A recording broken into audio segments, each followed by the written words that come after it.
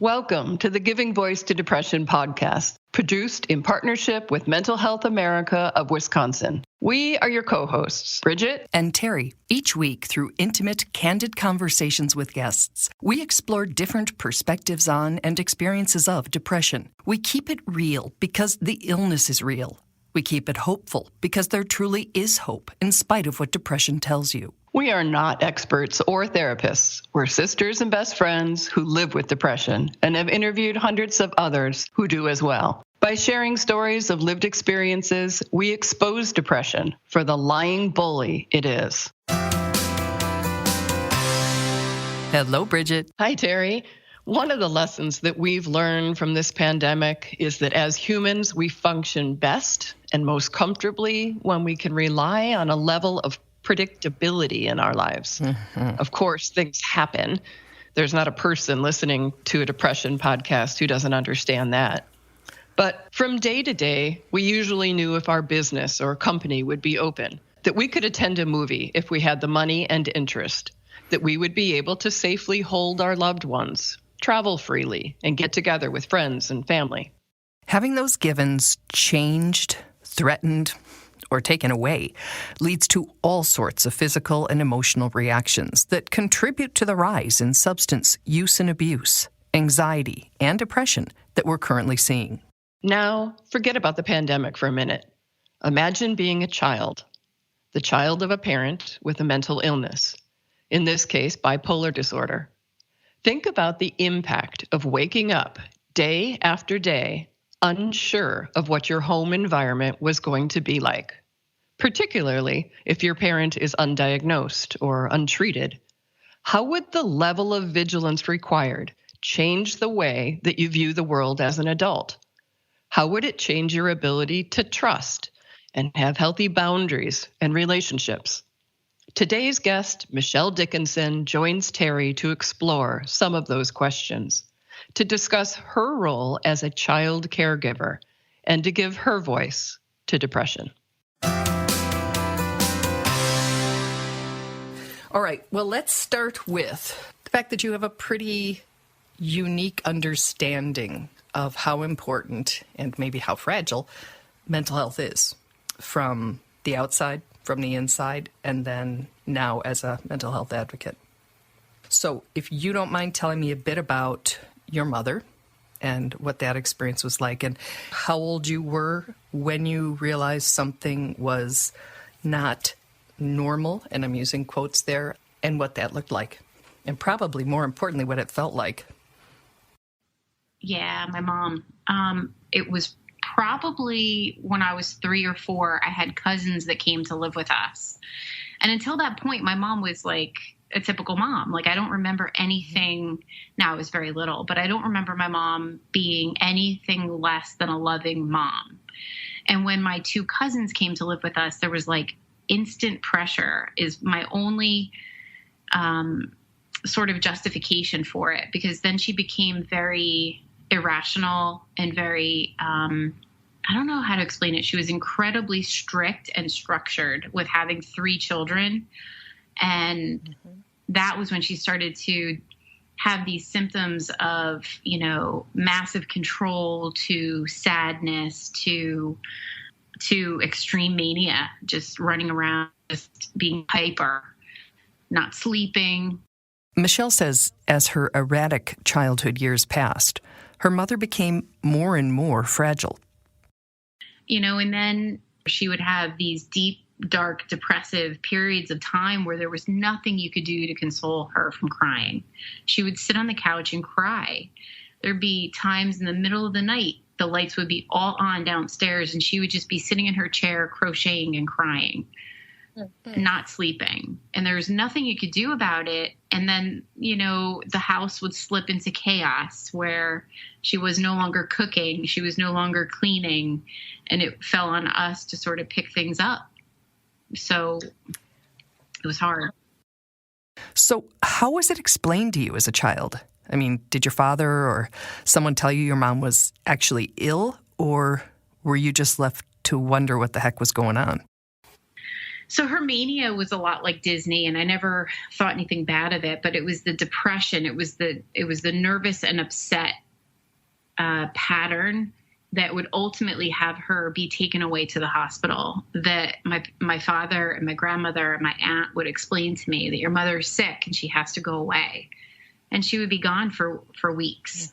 She'd undergo shock therapy, all kinds of treatment, and then she would come home. Wow. How many times did that happen? How many hospitalizations? Oh, I would say throughout my whole childhood and young adult years, 6 or 7 times. So as a child and young adult, did you understand that her illness wasn't your fault or in your control? I wish I could say yes to that, but my father's understanding of the disease was not where it could have been. And you're also dealing with the 1970s and 80s when mental illness was a very different thing. My father, I can remember him saying, snap out of it to her. Like, you can't, that it's like, you can't tell a bipolar person to snap out of it. And if she was upset and he came home from work, he would say to me, well, if you were just a good girl, she wouldn't have been upset. So no, I mean, I took that burden on and thought that I could influence and have an impact on her level of sickness. So what'd you do? Did you avoid her? Did you try to be that good girl? What was your attempt at controlling her sadness and behaviors? I played the role of a chameleon. I feel like when I reflect, and I'm still in therapy to this day at 48, trying to unpack all this, I would adjust to whatever mood she was having. And so if she was sad, I would try to make her happy. If she was angry or volatile, I would make myself scarce, because I knew if I was within her distance that I was going to be, the source of her relief in whatever way. That constant focus on and adjustment to her mother's health and mood left little space for Michelle or her family to tune into and attend to her own. I muted myself. I didn't open my mouth to what I needed and what I wanted. I just tried to be out of sight and out of mind most of the time. And that shaped me into having me feel like my voice didn't matter, like my needs didn't matter. Everything was around making sure she was happy and peaceful. So you used the word chameleon. I have also lived with someone with bipolar disorder. Mine was a father. Do you remember coming home and immediately doing the barometer? Walking in, I knew it was either going to be, hey, princess, or something far darker. Oh, my goodness. Yeah. I wrote my memoir, Breaking Into My Life, and on my website, there's a free excerpt. And the excerpt is about me coming home from school and not knowing the mother that I was going to get. And like the trepidation when I put my hand on the doorknob to enter the back door of the house, and just knowing she's going to either be in a good mood and happy to see me, or she's going to beat the crap out of me. And I don't know what I'm going to get. Did you bring friends home? Rarely. So there were times where I had a confidence that she was okay enough. And then I would bring a friend home, and then she'd have strange behavior that I'd have to explain for like the next several weeks to my friends. Like, no, she's really okay. She's normal. But her behavior would be so off the wall that you'd be so embarrassed by what she was doing and what she was saying. So, yeah. Is it hard even now to talk about it? No. I mean, I think certain conversations remind me of how hard it was. But, like you, I'm now dedicating my life to removing the stigma of mental health. And that's what's at stake. It's not about, how hard it was for me. If I can help someone understand how hard it is to love someone with a mental illness and how punishing it can be for a loved one, a caregiver, then that's the end game for me. And I'm willing to talk about my story, Of course, it invokes emotions because it was my mother and I only ever wanted her to be healthy and happy and enjoyable to be with, but I never got that, or rarely got that. Okay, so let's talk about helping somebody. If there's somebody listening, maybe a child, maybe another adult in the house, and they know that this situation is going on and it's a reality for the child, what does the kid need to do? What does the kid need to understand about mental illness and the adult in their life and their role in all of it? Yeah, I think if I was to rewind and say what I wish what someone would have done for me is they could have pulled me aside and said, your mother's illness has nothing to do with you and your behavior, has nothing to do with you and who you are. Her absence in my life in so many ways was painful. But this belief that I had that I was causing this unexplained pain was just not fair. I think kids who are in situations with a parent who has a mental illness, they should know first and foremost that it's not their fault. So what about that? I know that one of the things I have frequently said in therapy myself is I can handle any truth, hard truths. But the part I don't do well with is people pretending this is normal when you know it's not. Did you know it wasn't normal? I mean, it was your normal, I understand that, but was it explained to you, or did you figure out what normal was when you went to friends' houses? Yeah, I think that was it. I didn't know what I didn't know until I went to a friend's house and saw, oh, wow, this is what it's supposed to be, or this is very different from my childhood. Yeah, I think that was a huge revelation. But then I had another revelation as I got older. I had someone say to me that your mother is not her disease. Separate your mother from her disease. And she's still a loving, caring woman, human being. So separate her from her disease and don't hate her. Hate the disease. And I thought, that's really insightful because, no, I collapsed those two because she was not nice to me and I was at the effects of her abuse. So it's very hard to say, I love you, but I hate your disease. And that took some distance and time and maturity and all of that. Yep. And her death? Yeah, I think I sort of realized that after her death that she just did the best she could with the mental illness, and sort of began to forgive her for what I thought she should have been. Yeah, for what I thought she should have been to me. I was able to forgive her. And from the place of grace, of course, it's probably what she wanted to be too. We now as adults realize. Oh my goodness. And I'm adopted and I thought, oh, I'm never going to deal with this. No, I don't have her genes. So life events happen and people get knocked down. And so that's what happened to me is I was diagnosed with clinical depression and I was like, so this is a snapshot of what her entire, probably majority of her adult life was like. And I was like, wow. For me, it was a blip in the bigger picture. It was a short amount of time for my overall life, knock wood. For her, that was her life. What did you realize, and maybe I'm asking you to tell me about your depression, but maybe I'm not.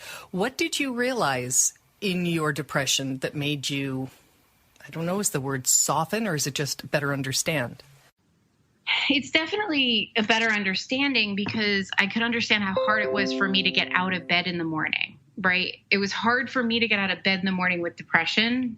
And then I was able to understand, oh my gosh, for my mom, it must have been really hard to have bipolar and function. It was the functioning in life with depression that was huge for me to get my mom's world. When you were depressed, were you able to separate yourself from your illness? It's kind of hard to do that. Yeah, it is. When it comes to abuse is when I'm saying we have to separate it because there's a loving human being there who isn't intending. Someone once said to me, the hurt others. My mother was hurting. And because she was hurting those around her. Yeah, that is, again, from my now adult, very distanced and post his death, my heart breaks that he didn't have attention and meds. Because I believe that his entire life, and therefore our lives, would have been very different. Very different. And it's, he also missed out. It wasn't just us. That was his life too. And that's sad. Sure. And there is help available, so. If you're in a relationship with somebody who has depression, bipolar disorder, how do you respect them and care for and protect yourself? I think anyone who has some type of mental illness should always be in care. And if they're not in care, then encouraging them to get into some type of care or support is the first step. And if they're not, then you really have to do some reflecting as to, what are you gaining from putting up with something that doesn't serve you? And as a kid, you don't really have a choice. No, I didn't have a choice. Again, I'm older than you, so I'm talking about 60s, the 60s, not my 60s. And there was no like, hey, Dad, I think that something's wrong and that you would benefit from treatment. That was not a conversation that was going to happen. Not between a child and him, and probably not between any adult and him. It's a conversation of medication, too. I know a lot of people might not believe in medication, but if medication is going to stabilize your mood so that you're enjoyable for yourself to be around, and then for the if you have a love in your life to be around, that's a responsibility. Like, you can do life successfully if you're cared for and treated by a professional. I know so many amazing people who have a mental illness who are doing very well because they manage it and they take responsibility for their mental health. And they want that partner or that family member in their life. So, it's like everyone has a role in this.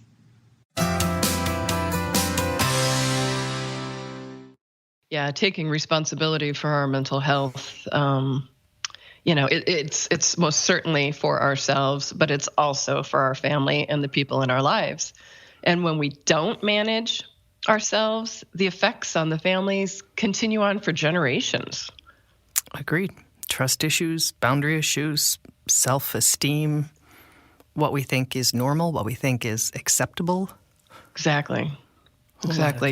When Michelle said, I muted myself and my needs didn't matter,